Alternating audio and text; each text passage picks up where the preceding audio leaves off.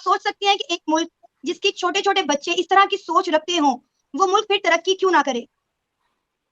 देखिए ऐसा ना मैं एक प्रैक्टिकल एक्सपीरियंस में बता रही हूँ, मैं ज़्यादा नहीं 24 अगस्त की बात बता रही हूँ, मैं फ्लाइट पर थी, मैं दिल्ली जा रही थी, मेरे बगल में एक छोटा-सा बच्चा बैठा हुआ था और मैं अपने सुप्रीम कोर्ट के डॉक्यूमेंट्स ठीक कर रही थी, तो काफ़ी उसको पढ़ना पड़ता है क्योंकि जाते ही हमें सबमिशन के लिए खड़े होना पड़ता है सीनियर के साथ। तो सारी चीज़ें मैं ठीक कर रही थी, वो बच्चा कह रहा है, "आप वकील हैं ना?" मैंने कहा, "तूने कैसे समझा बच्चा?" तो कह रहा है, "नहीं, आप जो डॉक्यूमेंट्स लेकर के बैठी हुई हैं, वो कोई वकील ही कर सकता है और ज़्यादा उम्र नहीं होगा, मुश्किल से 7-8 साल का ही बच्चा होगा।" तो मैंने कहा, बिल्कुल। "अच्छा तुम मुझे बताओ।" फिर मैंने उसको उठा करके गोद में बिठाया और मैंने कहा और हमेशा मैं अपने पर्स में चॉकलेट्स वगैरह रखती हूँ, अभी भी मेरे पर्स में है। तो मैंने उसको दिया और मैंने कहा, "अच्छा तुम मुझे बताओ तुम क्या बनोगे बड़े होकर के?" तो कह रहा है ना, "I want to become a जज और मैं हिंदुस्तान में जितने ओह! भी क्राइम हो रहे हैं, सबका मैं सफाया कर दूँगा। आंटी मैं सबका सफाया कर दूँगा। मुझे एकदम पसंद नहीं है कि कोई यहाँ पर क्राइम करे, कोई महिलाओं पे अत्याचार करे, कोई रेप करे, मैं एकदम नहीं चाहता हूँ।" तो ये है मेरा हिंदुस्तान। मेरा बेटा 13 साल का है, उससे उससे कोई भी पूछता था, जब वो 9 साल का था, 8 साल का था, "क्या बनना चाहोगे बेटा? तुम्हारी मम्मा तो बहुत रिनाउंड लीगल काउंसिल हैं, तो तुम क्या बनना चाहोगे?" "I want to become a pilot. मुझे पायलट बनना है। मुझे मुझे अपने देश के लिए काम करना है।"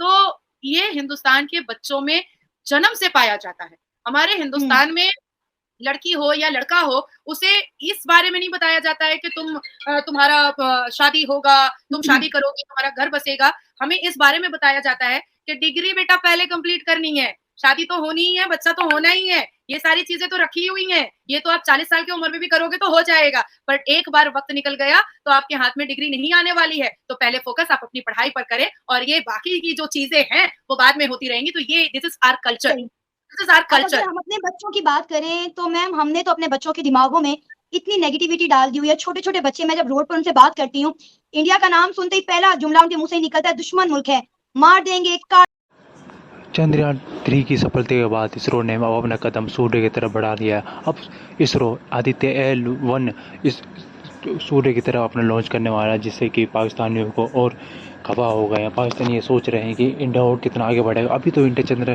चंद्र पे पहुंचा था, अब सीधे इंडिया सूरज पे पहुंच रहा है। ऐसे पाकिस्तानियों की बहुत जल रही है। पाकिस्तानी के जो बड़े बड़े मीडिया हाउस है वो भी इंडिया को बहुत तरक्की से चल रहे हैं, और ये इंडिया की कामयाबी है कि इस इंडिया ने इतने कम समय में इतनी सफलता हासिल कर ली। आज इंडिया पूरे विश्व में आज जाना माना जा रहा है। इंडिया के वैज्ञानिकों को तो बहुत सम्मान दिया जा रहा है, और वैज्ञानिकों ने वो भी काम भी किया। इसरो ने बहुत कम समय में, कहाँ पहले 4 साल पहले ही इसरो ने की नाकामयाबी हुई थी, जो चंद्रयान टू जो अनसक्सेसफुल हो गए थे। अब सीधे ही 4 साल बाद इंडिया ने चंद्रयान टू के बाद सफलता पा ली है, जिससे कि पाकिस्तान मीडिया में खलबली मच गई। और अभी इंडिया ने 2 तारीख को ही अपना आदित्य L1 सूरज की ओर लॉन्च किया है, जो अभी 1 महीने में ही वो भी कामयाब हो जाएगा। इसरो को पूरी संभावना है कि वो भी कामयाब हो जाए। ऐसे कि पाकिस्तानियों की में डर है कि इंडिया और कितने एक्सपेरिमेंट करेगा, और इंडिया और कितना आगे बढ़ेगा, इसरो और कितना आगे जाएगा। कभी इसरो, नासा, अमेरिका, जो अमेरिका के है मिड वो साइंटिस्ट हाउस, वो उनको पीछे ना छोड़ दे। ऐसे में हमारी इंडिया की कामयाबी है कि इंडिया बहुत